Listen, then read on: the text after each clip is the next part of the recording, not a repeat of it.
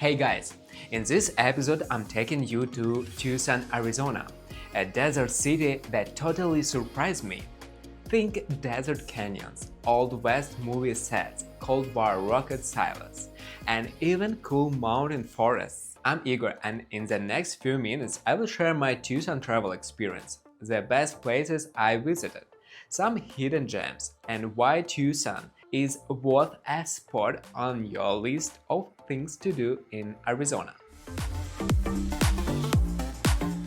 So why Tucson? First, it's located in the wettest desert in the world, the Sonora Desert, a landscape where cacti bloom after the rain and sunsets paint the sky gold and pink. Second, Tucson is home to the University of Arizona, one of the top universities in the US. That's what gives the city its youthful, creative, and open vibe. Third, Tucson is a true culture mix. American, Mexican, Native, and Spanish influence all meet here. You can feel it everywhere, in the adobe architecture, in the colorful murals, in vintage shops, and in the smell of tamales at local food markets.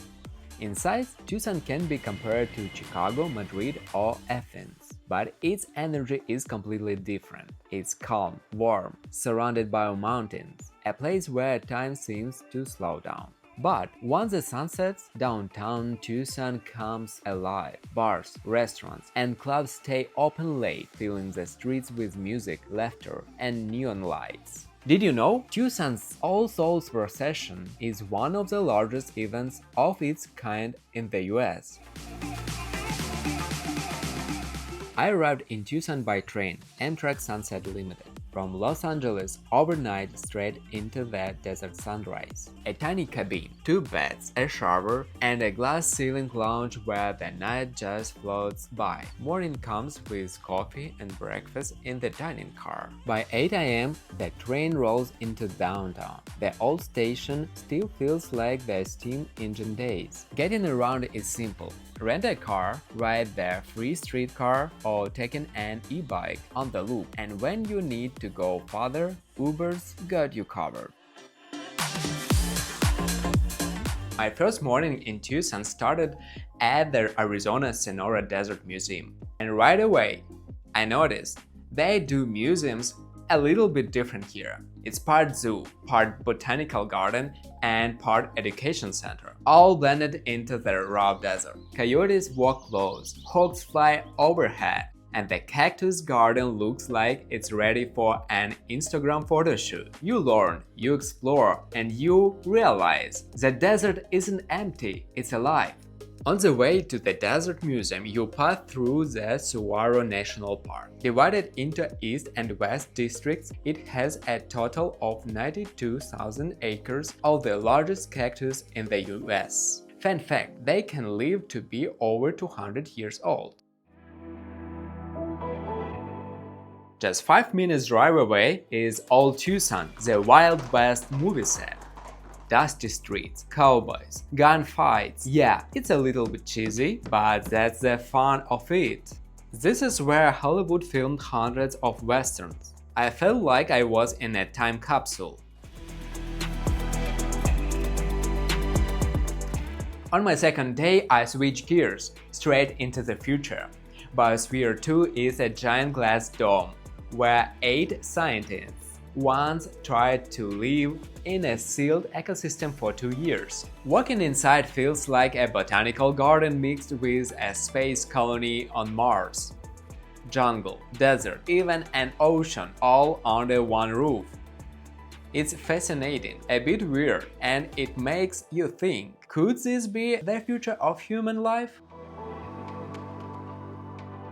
After that, I slowed down at Agua Caliente Park, a little oasis in the desert. It used to be a hot spring. Turtles swam right up. Ducks were basically quacking a story at me. Yeah, I know. And colorful fish glowed in the pond. It's peaceful, green, and perfect for a reset. Definitely a hidden gem and a must visit.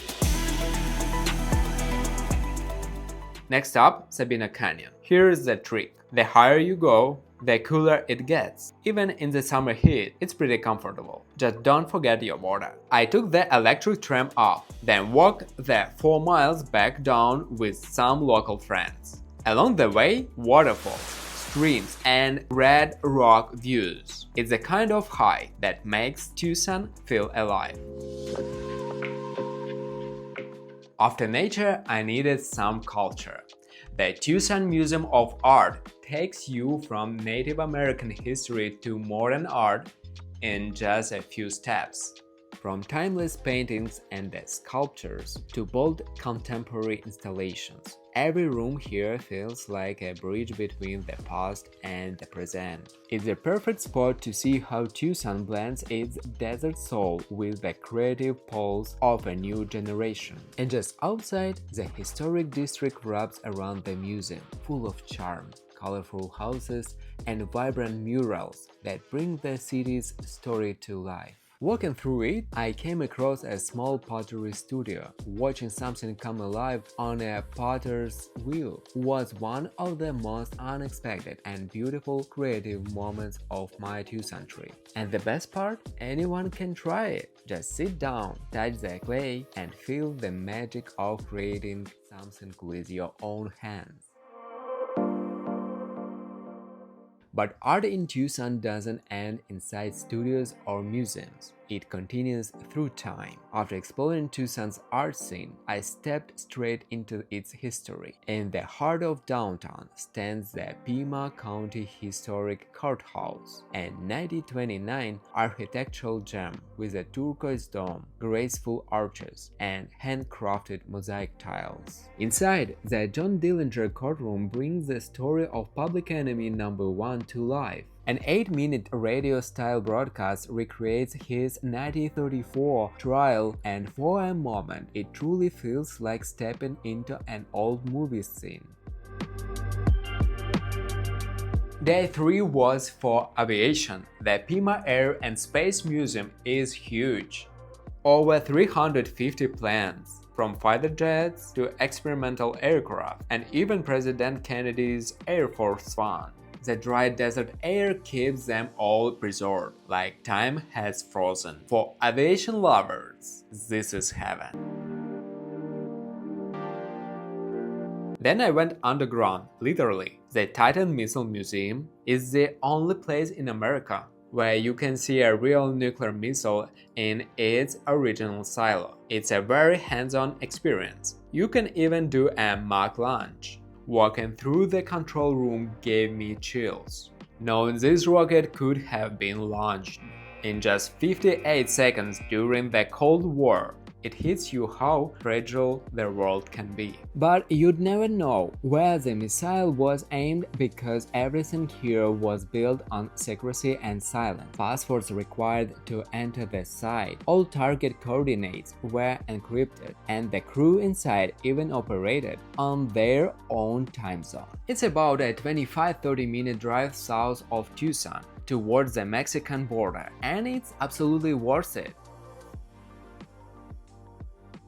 I took a drive to Mount Lemmon. When I got to the top, I felt like I was in Norway. Red cabins, pine trees, lakes, cool air. Here you can breathe deeply, feel as free as a bird, and simply enjoy the beauty of nature. There are 2 ways to get here.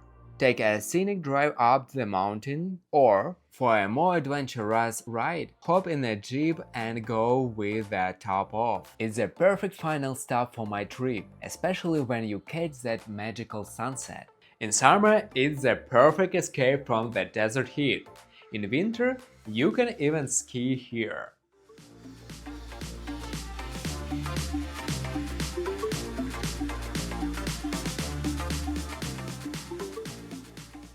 Thank you for watching.